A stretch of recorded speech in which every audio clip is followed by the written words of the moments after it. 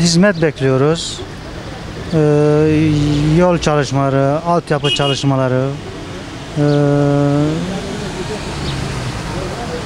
Yani bu hizmetleri bekliyoruz. Yollarımız şu an bozuk. Yeni yol yarıda bıraktılar. Şu an yapılması gerekiyor ama kimse el atmıyor. Onun bitmesini istiyoruz. Birinci caddenin de yapılan taşları tam değil ama iyidir, şu an iyi. Beklentilerimiz hizmettir, hizmet yapılması. Mardin'e bir hizmet yapılsın. Başka bir beklentimiz yok. İşsizlik sorunudur. Fakat maalesef hükümetimiz fabrika, iş yeri açacağına bar gazinoları açtılar. Fakir fukaranın, işçinin, memurun vergisiyle, alın teriyle Surur garajını vakıf malı olan Allahu Teala'nın emrettiği emanete hıyanet etmeyin. Vakıf malı da bir emanettir ve dolayısıyla vakıf malı olan Surur garajını bar gazino açtılar. 49 yıllığına da böyle bedavadan kiraladılar. Ve dolayısıyla caddeyi bar gazinolarla doldurdular. Onun için artı bu mevcut hükümetin dış politikası, Suriye politikası çok yanlış. Bu kadar insanların katliamına sebep oldu. Davutoğlu olsun, Tayyip olsun, bunların müsebbipleri onlardır.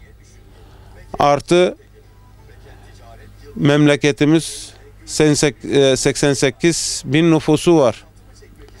Ve bunu bilerekten şu anda diyorum ki PKK'ya peşkeş çekti. Bütün yani Nusaybin, Kızıltepe oyları yeterlidir PKK'nın burası kazanması için. Yani bu da var. Bunlar gerçeklerdir. Yani dilerim ki Müslümanım diyen her şahıs İslami ölçüler içerisinde hareket etsin ve mevcut bu hükümet de kendisine çeki düzen versin. Bu iş yani böyle İslam'ın düşmanlığıyla, İslami söylemlerle olmuyor, gitmiyor. Yani dış politikası Amerika'ya, İsrail'e hizmet etmekten başka hiçbir şey değil. Öncelikle Mardin'in hepimiz de biliyoruz, dünya biliyor aslında. Dünyanın ikinci antik kenti sınıfında, yani açık hava müzesi burası ve Türkiye'ye artık atacak bir yer. Ama şu anda gereken statüde olmadığını görüyoruz. Buranın eski görünümüne kavuşturulması gerekiyor ilk önce turizm amacıyla. Yani kentsel dönüşümler hep başlı başına problemlerle inşa ediliyor. Mesela şu anda yeni yapılan bir Mardin var. Gidiyorsun, orada insanlar boğuluyor. Yerleşimler kötü, projeler kötü, yapılar kötü. Her şekilde Mardin'e zarar verecek her şey yapılıyor. Altyapı problemi var. Onun dışında su problemi vardı. Bu su problemi çözüldü. Yapıldı.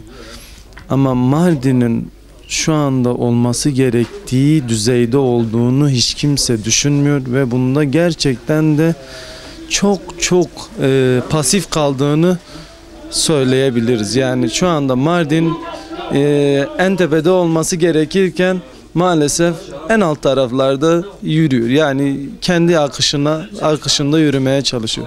Sadece buraya turist çekmekle iş bitmiyor. En azından buraya eski kentsel dönüş, yani eski görünümüne kavuşturulduktan sonra burada gelip gören insanlar, gezen insanların birbirine tavsiye etmesi gerekiyor. Temizlik olsun, görüntü olsun, bunların hepsinin yapılması gerekiyor. Bir belediyeciliğin yapabileceği tek şey bu. Aslında sadece belediyecilik de bitmiyor. Bugün mecliste var olan hangi hükümet olursa olsun, bunların da buraya yoğunlaşması gerekiyor ve burayı daha iyi bir yere taşıyabilmek için gereken restorasyon çalışmalarını yapması gerekiyor. Bir yer yıkılıyor, 10 yıl sonra daha bir yerin enkazı kaldırılıyor. Yani sadece yıkım değil, bunda hem yapım hem yıkımda hızlanmaları gerekiyor. Eski yapıların yerine yeni, yani eski tarihi görüntüsüne kavuşturmaları gerekiyor. Daha iyi yapmaları gerekiyor. Yani Mardin'e gelen bir insan temizliğinden tut görüntüsüne hiçbir şey, hani bir insanın vücudunda selülitli olur ya, şu anda Mardin öyle bir pozisyonda. Ve belediye kimin eline gelir? Biliyorsunuz belediyecilik hizmet işidir. Hizmet edecek kim olursa olsun, A olsun B olsun, biz esnaf olarak hani parti tutma veya tutturma, şu olsun bu olsun demek lüksüne sahip değiliz. Çünkü Mardin'e hizmet edecek kişilere ihtiyaç var. Bu kim olursa olsun yeter ki burada hizmet yapsın. Öncekilerin eksiklikleri vardır. İşin ehli olan insanlara her şey verilirse, biz insanları kötüleme, provokasyon gibi problemlerle uğraşacak düşüncede değiliz. Ve o kadar da küçük bakmıyoruz. Buraya gelecek insanların ilk önce belediyecilik anlamında bir deneyimi olması. Biliyorsunuz belediyecilik ekip işidir. Ekibin var olması demek her şeyin çarkın dönmesi demektir. Yani bir işletmede de öyle değil midir? Çark dönüyor. Biri birini eksiğini tamamlıyor. Belediyecilik de öyle bir iştir. İnşallah ehil olan insanların eline girer de Mardin gerektiği A sınıfına girebilir artık, öyle diyelim. Yani var olduğu B değil de A'dır ama B'lerde sürünüyor. Bunun en tepeye çıkıyor. Çünkü bu Türkiye'nin bir mirasıdır, dünyanın bir mirasıdır ve buna herkesin sahip çıkması gerekiyor.